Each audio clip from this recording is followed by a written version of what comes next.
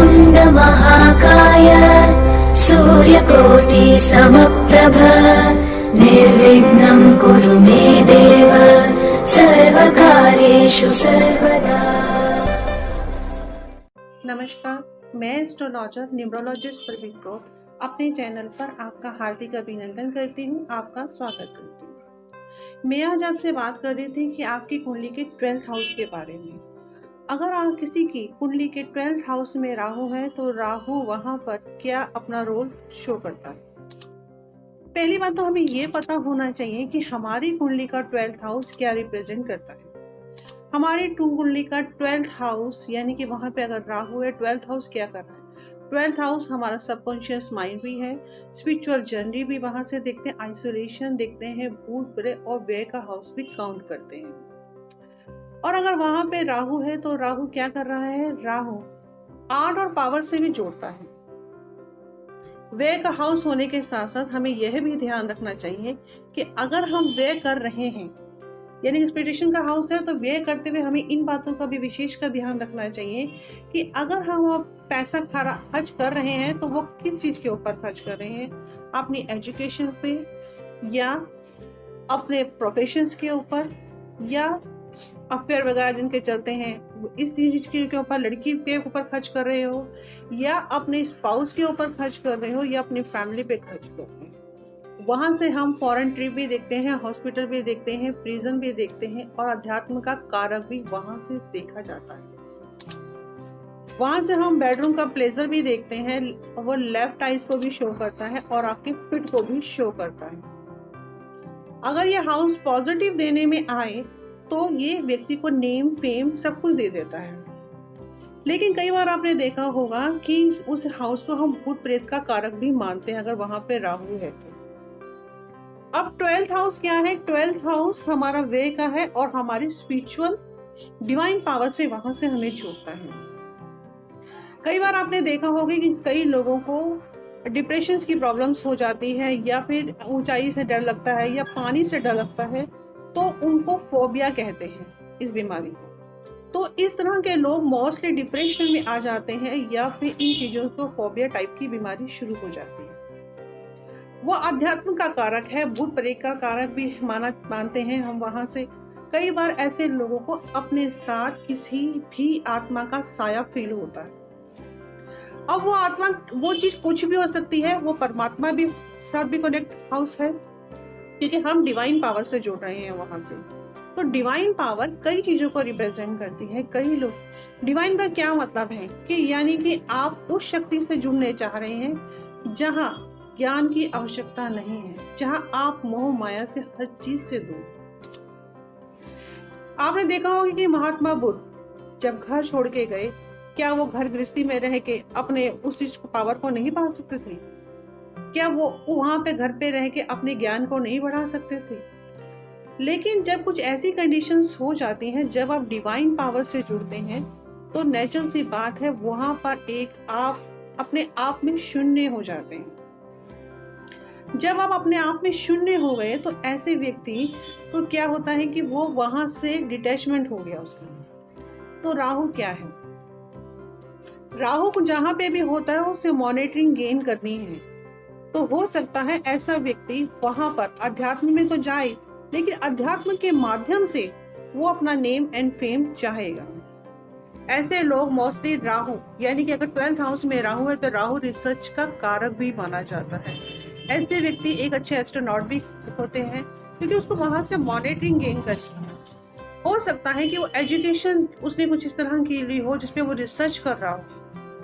मैंने बोला ना कि वहां से हम रिसर्च भी काउंट करते हैं। तो डिपेंड ऑन द सिचुएशन कि आप या दशाओं पे भी डिपेंड करता है कि आप उस समय किस चीज के ऊपर अपना व्यय कर रहे हैं। उसके बाद आपकी कुंडली का वो हाउस है, वो उसके लिए करने के लिए कुछ भी है। वहां पर आप केवल डिवाइन पावर से कनेक्ट होते हैं और किसी चीज के साथ नहीं, क्योंकि वो हमें अध्यात्म से जोड़ता है। ऐसे में आप ऐसी पावर से कनेक्ट होते हैं जिसकी डिवाइन पावर कहते हैं, जैसे बुधा, राहु एंड वीनस अगर 12th हाउस में हो तो व्यक्ति को आर्ट्स की लाइंस में कनेक्ट करते हैं। वहां से वो 4th हाउस को देखता है।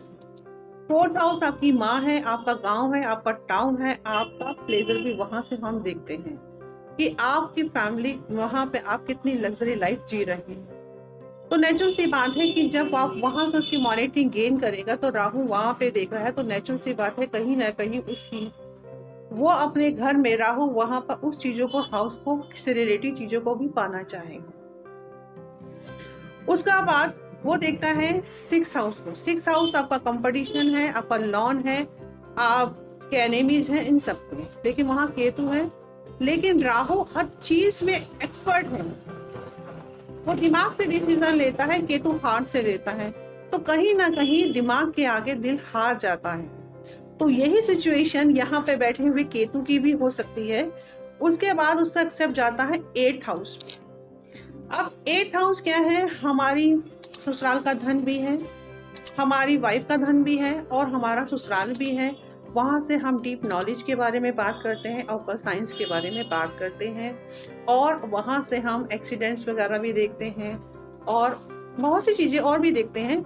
लेकिन वहाँ पर अगर राहु है तो राहु 12th हाउस को देखें। तो हो सकता है व्यक्ति, अगर उसका वो टाइम और पीरियड आ जाता है उसकी लाइफ पे, तो वो वहाँ से अपनी 8th हाउस को देख रहा और 8th हाउस को 12th को भी देख रहा है। तो कई बार ऐसा होता है कि व्यक्ति हो सकता है किसी परम ज्ञान की अनुभूति का आनंद ले रहा हो, क्योंकि वहां हम डिवाइन पावर से जुड़ रहे हैं, यानी कि अध्यात्म से जुड़ रहे हैं।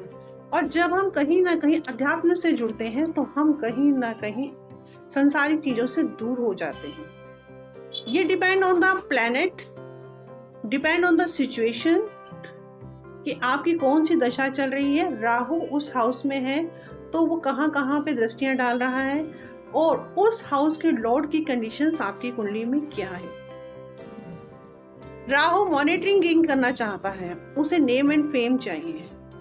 तो हो सकता है कि आप इस तरह की कोई रिसर्च करें, अध्यात्म को लेके भी हो सकती है। कई बार आपने देखा है कि कई लोग ऐसे होते हैं कि किसी एक टॉपिक पे रिसर्च कर देते हैं। जैसे जो रिसर्चर होते हैं, चाहे वो अध्यात्म की लाइन में है या किसी और भी लाइन में, तो उनको किसी एक टॉपिक पे रिसर्च की जाती है। तो हमने कई बार देखा है कि अगर 12th हाउस में शनि है या राहु है, तो अगर उनका वो टाइम आता है तो वो व्यक्ति उस हाउस से रिलेटिव यानी कि रिसर्च से भी काउंट करते हैं। तो शनि क्या है? डिले है, शनि धीरे चलता है, लेकिन शनि को भी हम अध्यात्म से जोड़ते हैं।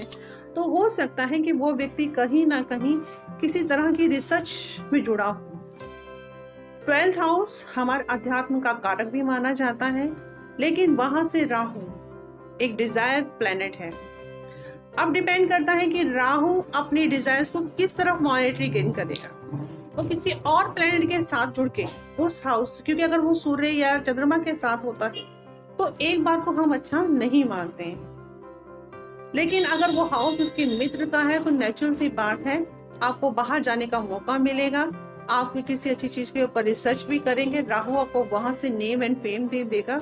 हो सकता है आपका वो पीरियड अगर आता है आपकी लाइफ में तो आप बाहर यानी कि फॉरेन का भी ट्रिप आपको मिल सकता है।